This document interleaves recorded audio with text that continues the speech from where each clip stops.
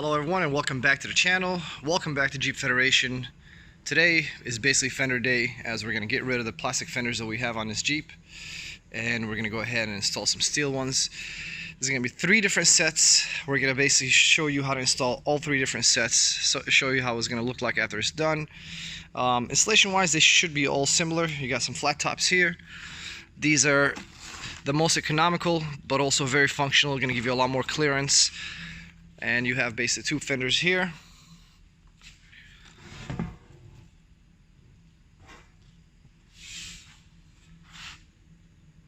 And then last we have these new style fenders. I think we're going to do these last so that way I can keep them on the Jeep. I think they're going to look pretty sick. This is a narrow version. We do also carry them in aluminum, but we realized that most people actually prefer steel. It's a lot stronger, and aluminum essentially tends to bend really easily. And a lot of people have concerns with rust, but the key here is if you actually do a good job powder coating them and e-coating them, then you should not have any rusting issues whatsoever. So stay tuned here. We're going to get started. We're going to show you how to take off the fenders. We're going to show you how to put on the fenders, and then we'll show you the end results with every one of these fenders. To start the installation, the first thing we need to do is remove some of the outer clips. As you can see on mine, some of them already been destroyed as we went out wheeling. But these clips are really easy to remove. If you don't care to reuse them, which generally they're really crappy if you try to reuse them anyways, you can just basically snip them off when they're actually flushed out. Otherwise, the easiest way to take them out is to actually take a very thin Phillips screwdriver and essentially pop them in, and that way we'll take out the clip from the back and you can just pop these out at that time. So on this side, mine are already pretty much completely out of here, so we're going to pull them out, and then basically we're going to go ahead and go on the inside where the liner is located and pull out all the clips. There's also a couple of 10mm and 8mm bolts that need to go out. So let me get started on this and I will go ahead and show you guys the rest. Alright, so now that I have all my outer clips taken out, as you can see, it's kind of separating the fender from the actual liner. We have to go ahead and continue on the inside, and on the inside, as you can see, there's some clips here. There's an 8mm, another 8mm there. There's a 10mm right here, and another one right there.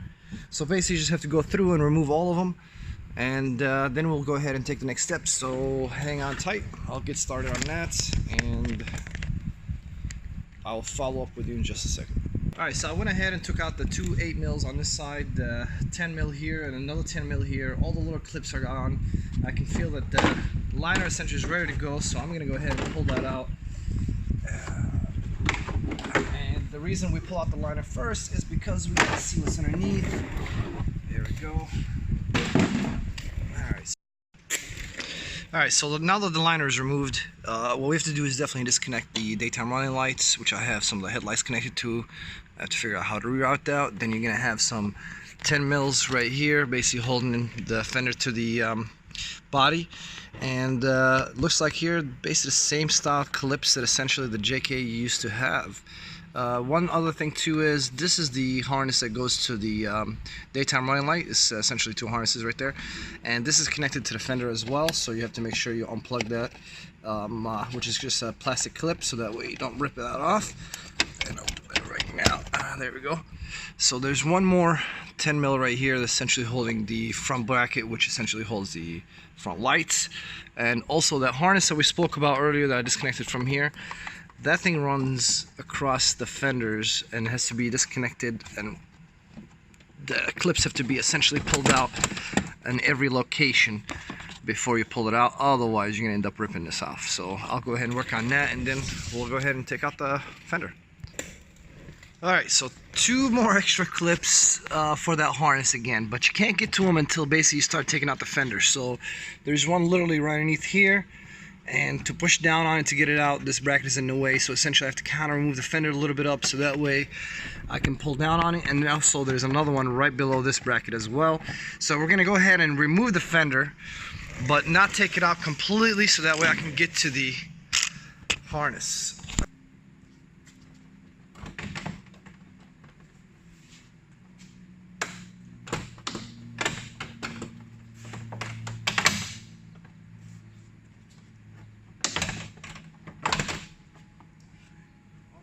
one more. Alright, so it looks like there's one more 10 mil that I felt right underneath here. And I believe this is it right there. So let me take that out before I continue.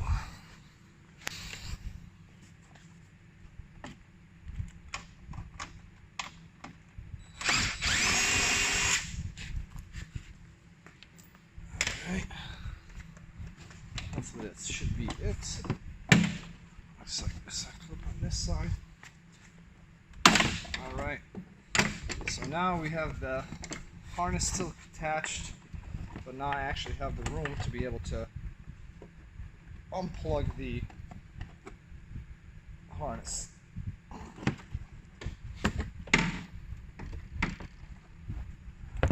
Let's see here. Alright, clips. Just get my hands, get the camera out of the way.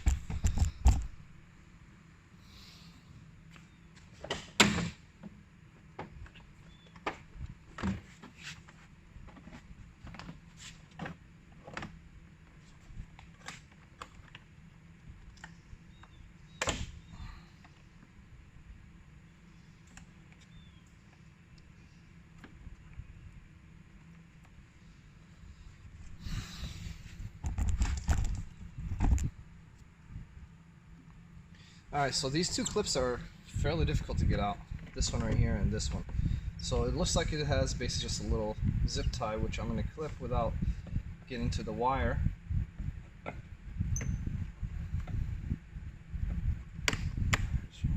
And then that should free the fender completely. Alright. Oh, looks like there. Nope. Alright, there it is. So that takes out the fender completely. Definitely have to reroute this harness and make sure it's in a secure place. We don't have our fender liners quite yet, so I have to keep this nice and neat. We'll go ahead and remove any kind of clips that are still on the body. This is the only one that's still on there. And then clean this up and we'll get started with figuring out the installation. Alright guys, so I masked around the fender basically location where it's going to go, just to kind of prevent any scratches. Essentially what you're going to get for hardware is the following. So you're going to get a lot of nutserts, so I do suggest using a nutsert tool. I've tried doing it with a socket and a wrench and it never really works out very well. And considering that you're going to be using a lot of these, a nutsert tool on Amazon costs like 60 bucks and you'll be able to use it for a lot of things on a Jeep. So nutserts right here, you got all the bolts are exactly the same size, some washers and some nuts, because there are a couple of locations that you can use nuts. We generally include extra hardware, so if you find basically extra hardware left, don't worry about it. So for the fronts, it uses existing holes, but we have to increase the size of the hole to basically allow the nutsert to go in. So what I'm going to do first is I'm going to kind of line up and figure out all the holes that are going to be utilized, because not all the holes on the fender can be utilized. So essentially you're going to have to find, like for instance, this one doesn't get used, this one gets used, so does this one, and it looks like all the way across. So essentially with these flat tops, oh, let me zoom in here, the only one that you don't have to use is basically this one right here on the outside, on the bottom. So let me get it basically all lined up and I'll start, zoom in here, and I'll start basically drilling these out and putting some nutserts in. So to install the nutserts, essentially I use a drill obviously, and then I love this tool set from Milwaukee. It has basically a step down, step up drill bit. I generally use the bigger one, and basically I'll just go in and do one step at a time until I see that that's the right step for, or the right width for the nutsert. And so let me go ahead and get that started, and then I'll show you how to actually utilize a nutsert tool and actually use it, and how much easier it makes your life. Alright, so have the drill bit. Essentially I already went up one size, but what I do is essentially put it flush. I already know that this is still not big enough to fit the nutsert, so one more level. Try again. Alright, a little bit more. Perfect. Now the nutsert is in. The lip obviously still has to be able to go against the body, because once you use a nutsert tool, it'll crush that and essentially make it kind of 100% stable. It crushes just like a bullet does. Once it's stable, basically it's already threaded in here, so you'll be able to just put the fender on top of it and then you just put the bolt in. So to do it again, I have to do this one here.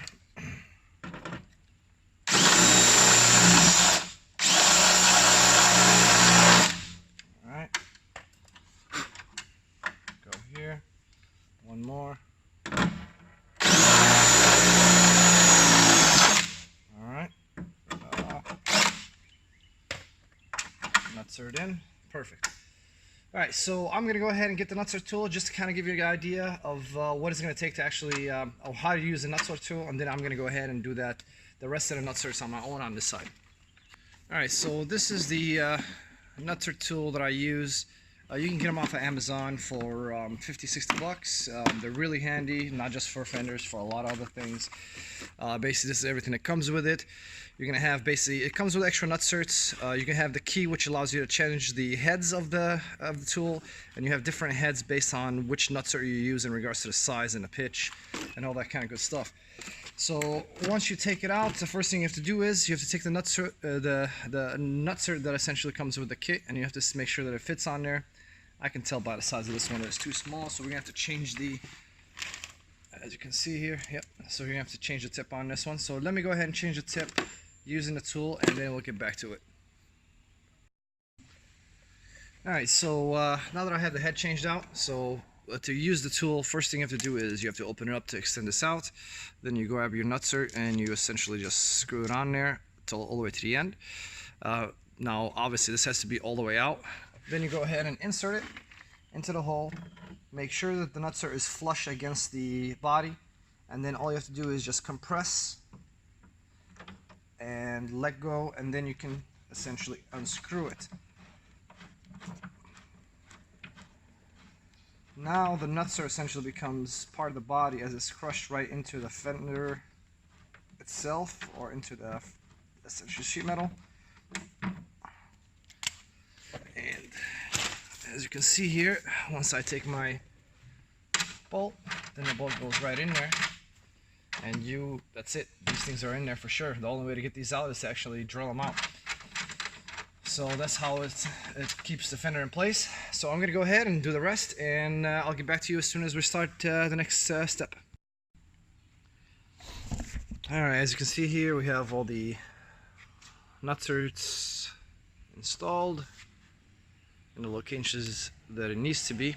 And now we're going to go ahead and grab a fender and line it up and put a few bolts through.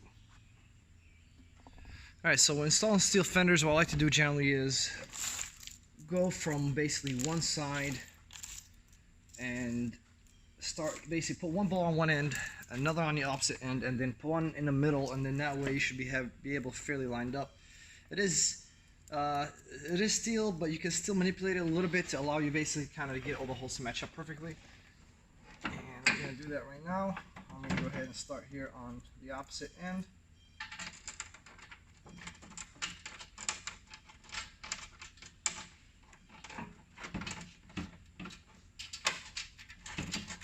Alright, and don't put them on tight, just get them in so that way they're holding, and it gives you some basically chance to be able to kind of manipulate it a little bit.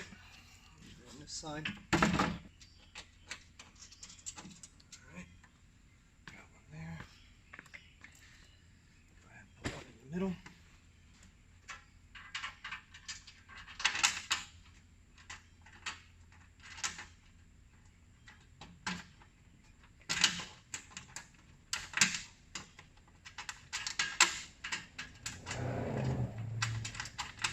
Do use basically Allen style bolts, because that way you'll have a more space to essentially mess around with them, and it looks a lot cleaner in my opinion.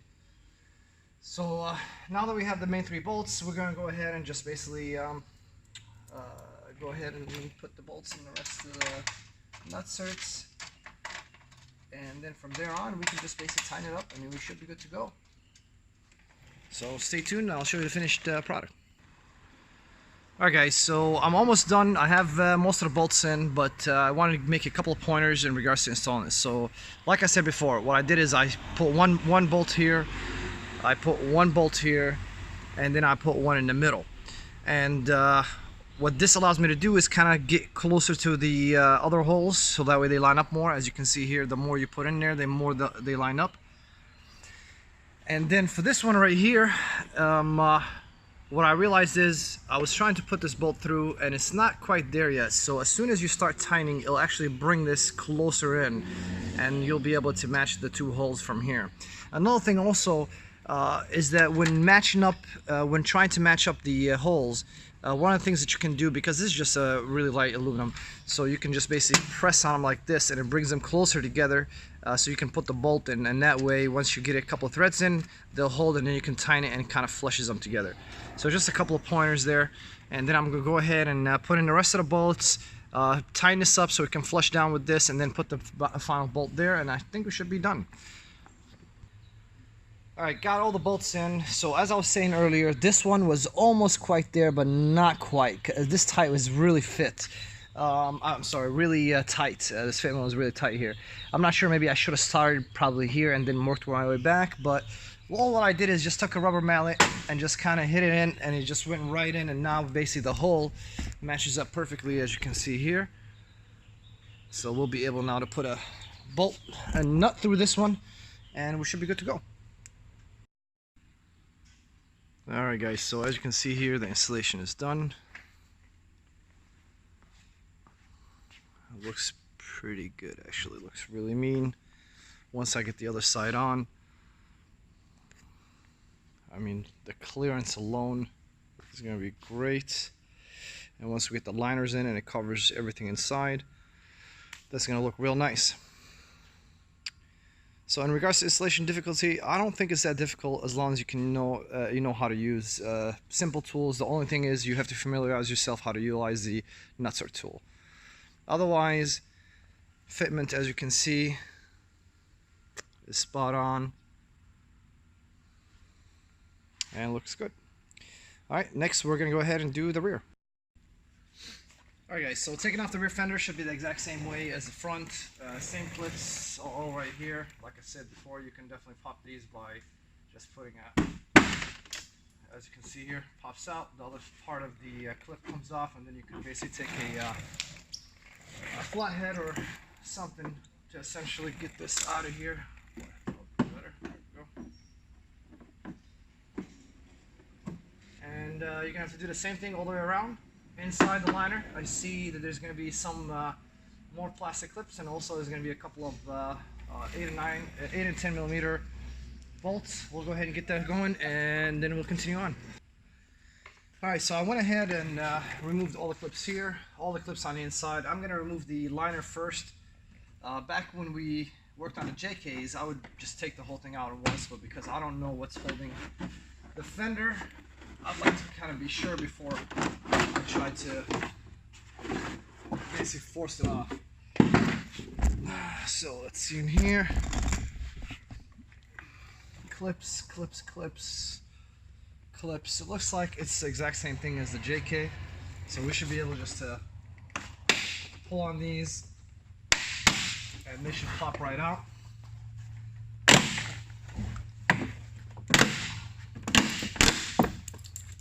All these clips basically are not reusable.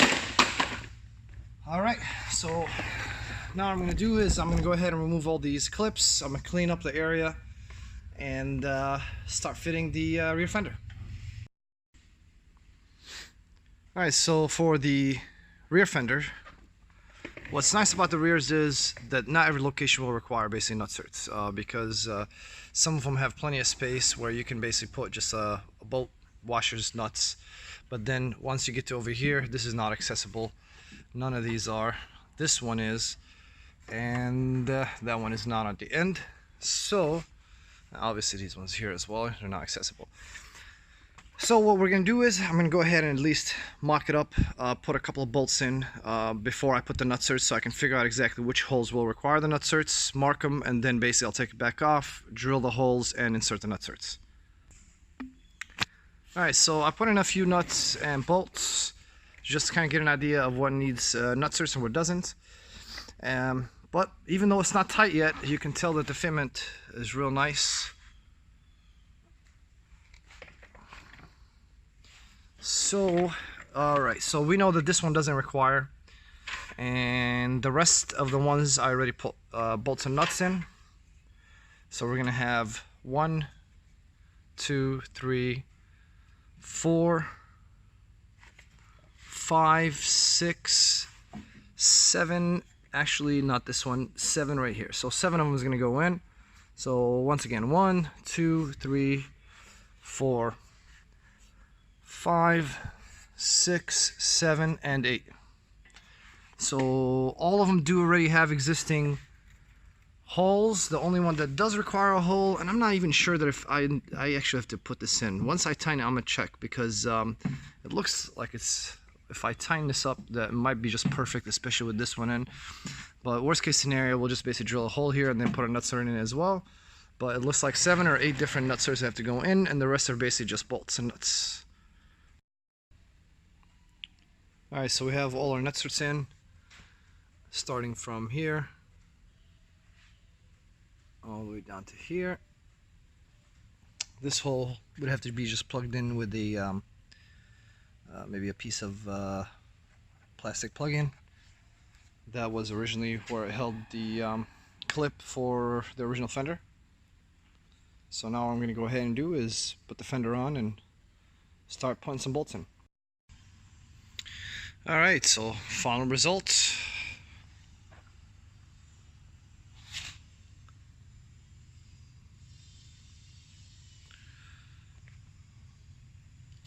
As you can see, it's really nice fitment.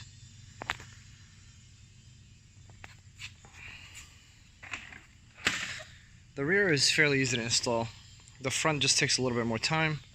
Otherwise, yeah, it looks very nice.